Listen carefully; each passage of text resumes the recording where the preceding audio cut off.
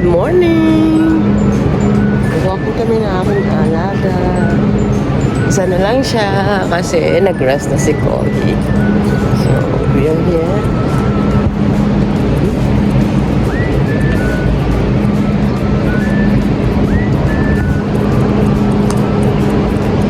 Before, dalawa yan sila. Pero nawala na yun si Cody. Nag-rest na. So, mag-isa na lang siya. Walking. Kasi tumataba.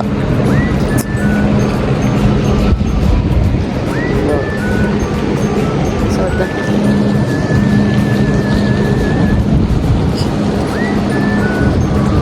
tapos ito yun. Parang maabot mo lang siya. Lakad. Walking.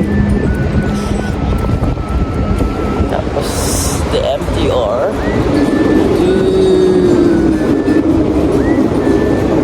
So, yun guys, my daily routine for now because wala na si Kohi.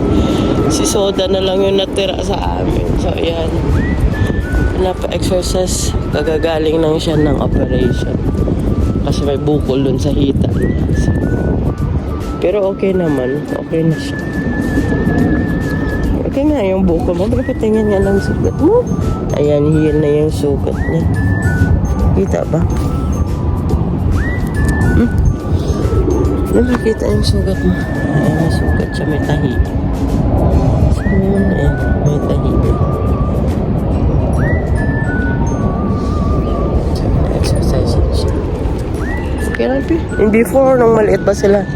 Dito din kami nag-exercise way back 9 years ago. Ito yung hideout every afternoon. So, ayan. Short video lang to guys. Sort of kinalaga ko, diba? Ito yung close sa akin, yung brown. Si Kohi, yun yung malapit sa kay ma'am. Pero nung nagkasakit siya, so ako na yung 90% nag-aalaga nun. Oh, masakit din pala pag mawala ng alaga. Parang alak mo na din for 9 years na pag-aaruga, char. Pero at least naka-rest na siya. Soda, walking Pi. Ay, lagway. Pero pag doon sa taas, ay naku, upo siya, kain lang, tapos upo. Tamad eh. Ayan. Thank you for watching guys. Ito yung ito na.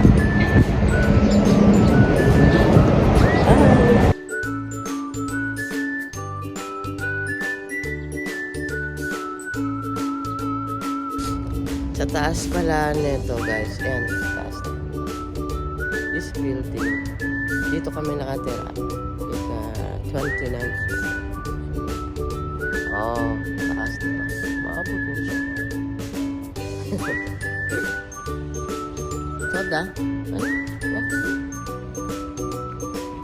Tapos madaming pigeon dito. Madaming kalapate.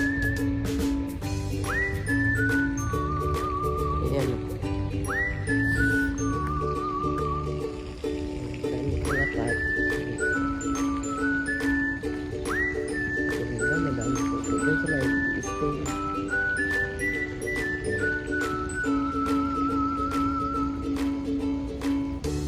Gusto yun ni Soda. Soda, bird yun? Your bird, yeah. Soda, your bird, oh. Cannot jump there, only here. Hinahabol na yan. Okay, thank you for watching guys. Good morning everyone.